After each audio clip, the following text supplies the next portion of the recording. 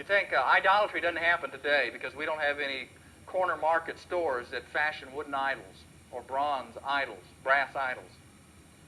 But it's all around us. Let me give you some images of idolatry. An idolatry of ideas. Of ideas. Some people have the idea of God being a good God, a good guy God, a good guy God. That He is the kind of God that we would like Him to be if we could create Him. Every time I have to preach a sermon of somebody that I have no evidence that they are at all a Christian, this is the kind of message they want me to preach. That God is just a good guy God. There's no condemnation, no judgment, no restrictions or rules, no absolutes. Instead, He's all love, mercy, goodness, forgiveness, and kindness. That's an idol. There's also an idol of the genie God.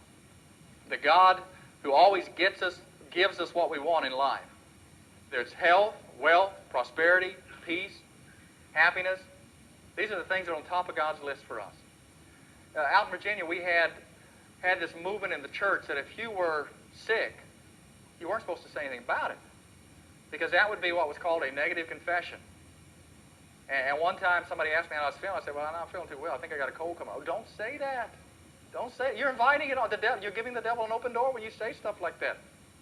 In fact, they would bring sick children to nursery, because to acknowledge their sickness would be to make a negative confession and let the devil have access to their lives. It doesn't teach that in the Bible, but that is where they had arrived. This genie God, there's no room for any suffering, pain, loss, trouble, or trials with this God. You know, idolatry is this. It's ignoring the truth and substituting a feeble replacement that we find more likable or manageable.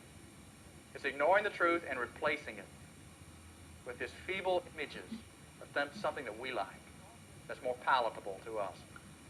There's also the idolatry of images like status, where you live and you work to kind of become more powerful, to get more prestige. Being number one is all that really matters and motivates you each and every day. Or also the the idolatry of things, of getting possessions, getting bigger and better ones. You kind of wake up, you go to work because you got to get a bigger house, you got to get more things. It keeps you going. It's what you're serving. And pleasure, addictions like alcohol or drugs, sensuality, or appetites like overeating, overdrinking, overspending, oversleeping, or just overindulging ourselves. Or things like allegiances, fanatical allegiances to sports teams, to schools, to celebrities. People getting overzealous about insignificant issues. You know, tonight I'm going to